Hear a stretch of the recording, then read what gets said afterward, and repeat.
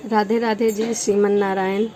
आज हम बात करेंगे कि धनतेरस कब है, 22 को या 23 को।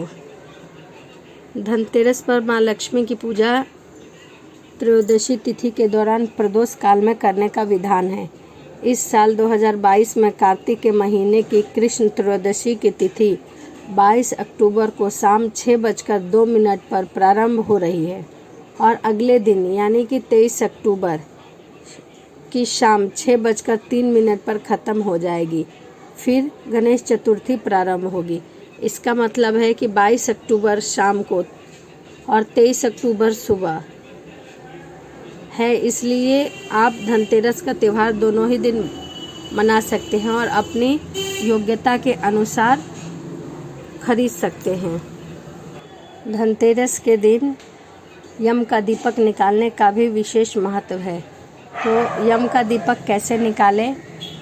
एक चौमुखी दीपक ले, उसमें 4 बत्ती डालें, सरसों का तेल डालें और दीपक को कभी अकेला नहीं जलाना चाहिए, खाली नहीं जलाना चाहिए। इसलिए उसमें थोड़ा सा अक्षत या काला तिल डालें और फिर दीपक को मुख्य द्वार पर रख कर जला दें।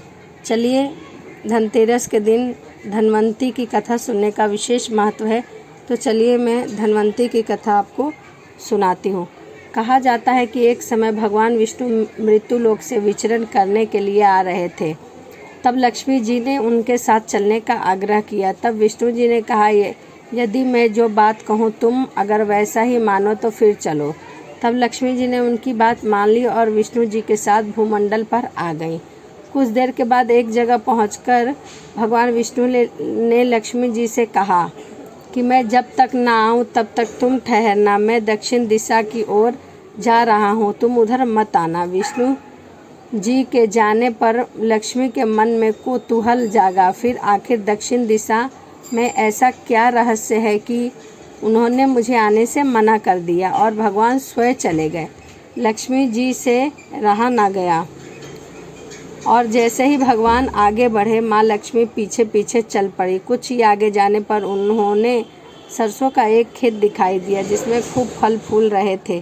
सरसों की शोभा देखकर वह मंत्रमुग्ध हो गई और फूल तोड़कर अपना श्रृंगार करके आगे बढ़ी। आगे जाने पर एक गन्ने का खेत मिला जिसमें लक्ष्मी जी ने गन्ने को तोड़कर चूसने लगी। उसी क्षण विष्णु जी आए और यह देखकर नाराज होकर उन्हें श्राप दे दिया कि मैं तुम्हें इधर आने को मना किया था पर तुम न मानी, किसान की चोरी का अपराध कर बैठी।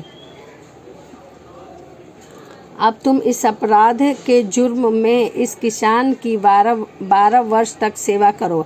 ऐसा कहकर भगवान उन्हें छोड़कर क्षीर सागर में चले गए। तब लक्ष्मी जी उस गरीब किसान के घर रहने लगी। एक दिन लक्ष्मी जी ने उस किसान की पत्नी से कहा कि तुम स्नान करके मेरी बनाई गई इस देवी लक्ष्मी का पूजा करो, फिर रसोई बनाना, तब तुम मानोगी मिलेगा, जो तुम मांगोगी वह मिलेगा। किसान की पत्नी ने ऐसा ही किया। पूजा के प्रभाव और लक्ष्मी की कृपा से किसान का घर दूसरे ही दिन से अन्य धन, रत्न, स्वर्ण आदि से भर गया। लक्ष्मी ने किसान को धन ध्यान से पूर्ण कर दिया। किसान के 12 वर्ष बड़े आनंद से कट गए। फिर 12 वर्ष के बाद लक्ष्मी जी जाने के लिए तैयार हुई।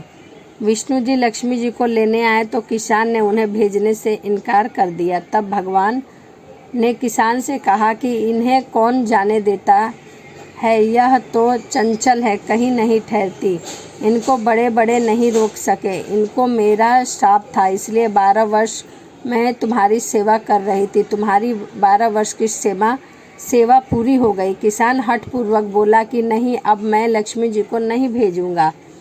तब लक्ष्मी जी ने कहा कि हे किसान, तुम मुझे रोकना चाहते हो तो मैं तुम्हें कहूँगी वैसा ही करना। कल 13 है, तुम कल घर को लीप पोत कर स्वच्छ रखना, रात्रि में घी का दीपक जलाकर रखना और सायंकाल में मेरा पूजन करना और तांबे के कलश में रुपए भरकर मेरे लिए रखना। मैं उस कलश में निवास करूंगी, किंतु पूजा के समय मैं तुम्हें दिखाई नहीं दूंगी। इस दिन की पूजा से वर्ष भर मैं तुम्हारे घर में नहीं आऊंगी। यह कहकर वह दीपकों के प्रकाश के साथ दसों दिशाओं में फैल गई। अगले दिन किसान ने लक्ष्मी जी की कथा के अनुसार पूजा किया। उनका धन धान से पूर्ण हो गया। इसी वजह से हर वर्ष धनतेरस के दिन माँ लक्ष्मी की पूजा होती है। तो आप भी माँ लक्ष्मी की पूजा अवश्य करिए, घी का दीपक जलाइए और अपनी योग्यता के अनुसार धनतेरस के दिन कुछ न कुछ ज़रूर खरीद के लाइए। आप कुछ भी खरीद सकते हैं, कोई बर्तन, सोना, चांदी, जिस भी चीज़ को आपको ज़रूरत हो वह खरीद सकते हैं।